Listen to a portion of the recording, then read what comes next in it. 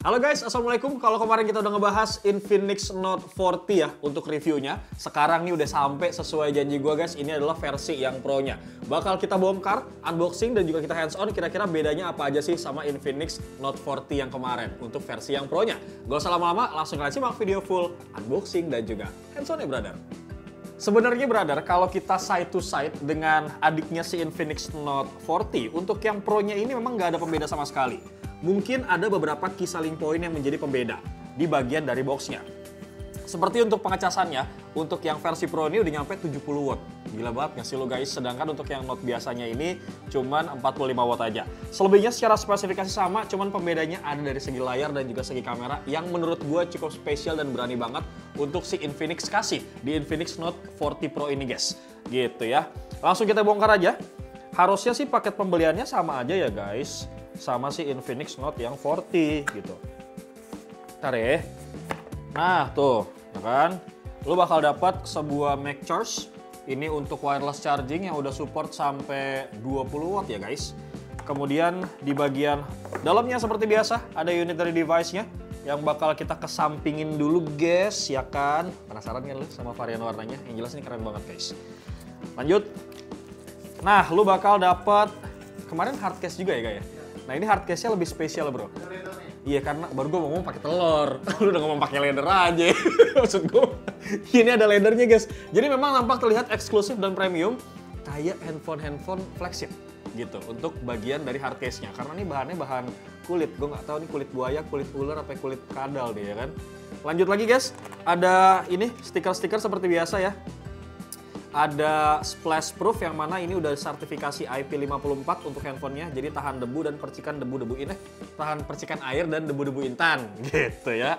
Ada manual booknya juga, warranty card seperti biasa. Kemudian di sini, nah ini yang kemarin miskomunikasi, yang kita pikir nih dapat skin dari Esmeralda, ternyata cuma border doang, yang Ramadan buat profile, tapi nggak apa-apa, bisa lu klaim juga nanti, gitu guys. Kemudian ini ada tempered glass yang memang dia melengkung karena perbedaan dari segi layar untuk Infinix Note 40 Pro ini sudah pakai 3D curve design. Nanti bakal kita hands on gitu guys. Kemudian di bagian dalamnya lagi ini buat apa? Oh ini buat ini lap-lapnya. Nah ini nih yang penting juga lu bakal dapet voucher Norton. Yang mana Norton ini untuk perlindungan smartphone dari APK ataupun penipuan. Emang makin banyak ya WhatsApp nipu undangan ya. Jadi ini lu bisa klaim ini nih supaya terproteksi handphone lu gitu guys. Lanjut lagi, dapat kepala charger yang sudah fast charging wadidaw 70 watt. Gitu guys. Ya, mantap. Ini kemudian ada USB Type-C cable di bagian sini. Tuh. Dan terakhir seperti biasa di dalamnya ada SIM ejector. Kurang lebih ataupun kurlep seperti itu paket pembelian ketika kalian takis untuk Infinix Note 40 Pro. Dan sekarang kita bakal masuk ke sesi hands-on brother. Ini untuk plastik pembungkusnya kita buka dulu guys. Dan inilah yang mereka sebut varian warna vintage green. Jadi memang mewah banget guys untuk Infinix Note 40 Pro ini. Karena bahan dari backdoornya dia tuh dari leather bro. Jadi kayak dari kulit gitu. Kemudian case-nya juga kayak dari kulit. Nih ya. Tuh. Nah ini sebagai pembeda yang mencolok ya dari si Infinix Note 40 yang biasa gitu guys. Memang secara modul kamera, desainnya sih nggak terlalu beda jauh ya. Kotak gitu, ada two-tone. Tapi untuk yang versi Infinix Note 40 Pro ini memang nampak terlihat lebih premium gitu ya. Lebih kelas gitu bro, karena dikasih tone warnanya gold gitu ya. Oke, dari situ kita bakal coba lihat dulu dari segi kameranya nih untuk pembeda pertama deh. Yang mana kalau misalkan untuk Infinix Note 40 itu kan kameranya 108 megapiksel gitu ya.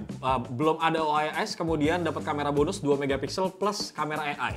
Nah untuk yang Infinix Note 40 Pro ini guys, konfigurasi kameranya sama, triple kamera. Cuman yang 108 megapikselnya ini untuk main kameranya itu dikasih yang namanya OIS. Supaya tuh hasilnya lebih stabil, lebih smooth gitu ya.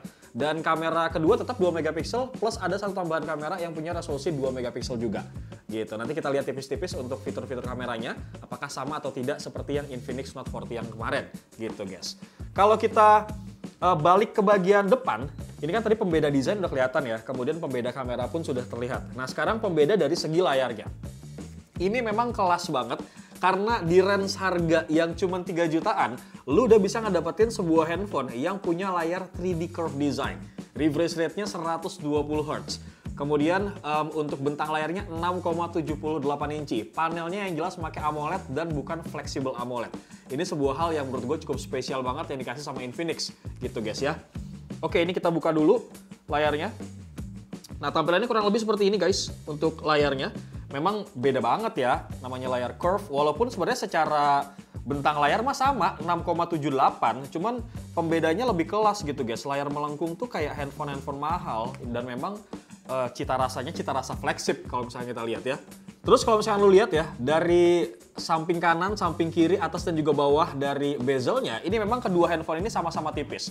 Tapi memang kalau kita lihat secara ketipisan ya lebih memang terlihat untuk Infinix Note 40 Pro ya guys, lebih terlihat lebih tipis karena layarnya juga curve gitu bro.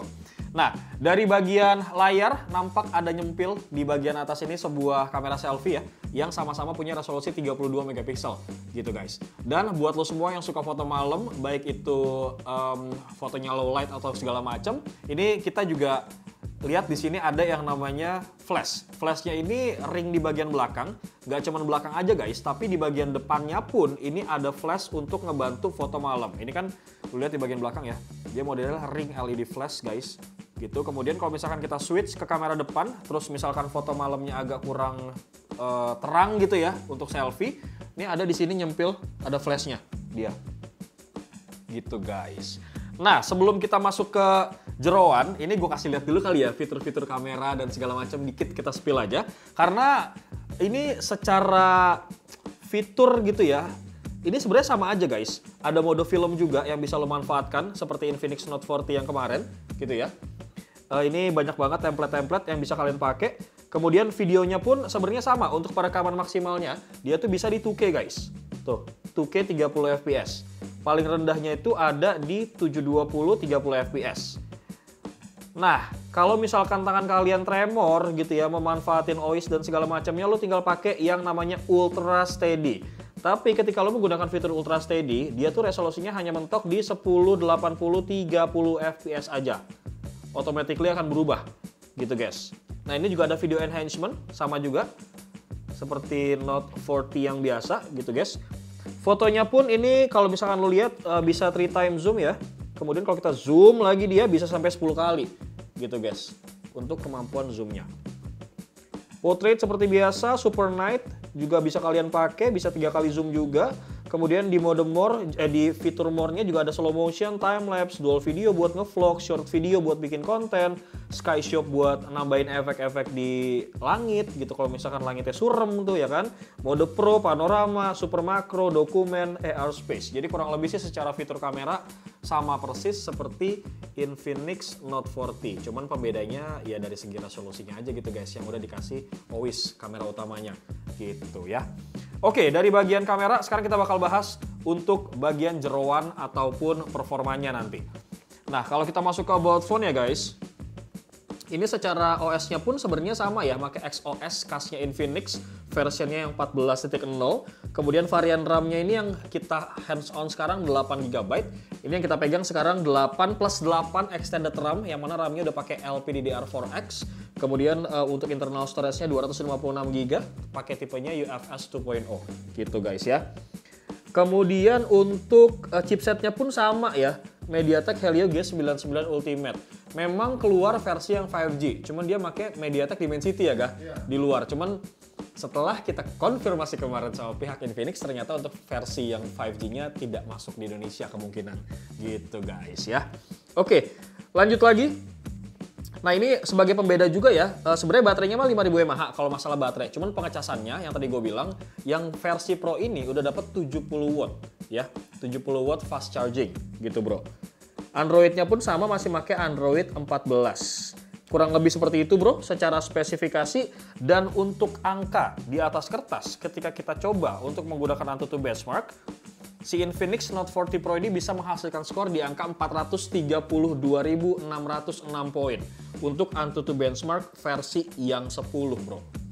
Gitu. Jadi kalau menurut gue sih secara performa ya ini oke lah gitu bro untuk kalian pakai buat ngegame, kemudian multitasking, kemudian buat bikin konten, ini masih oke, mengingat di range harga cuma 3 jutaan aja.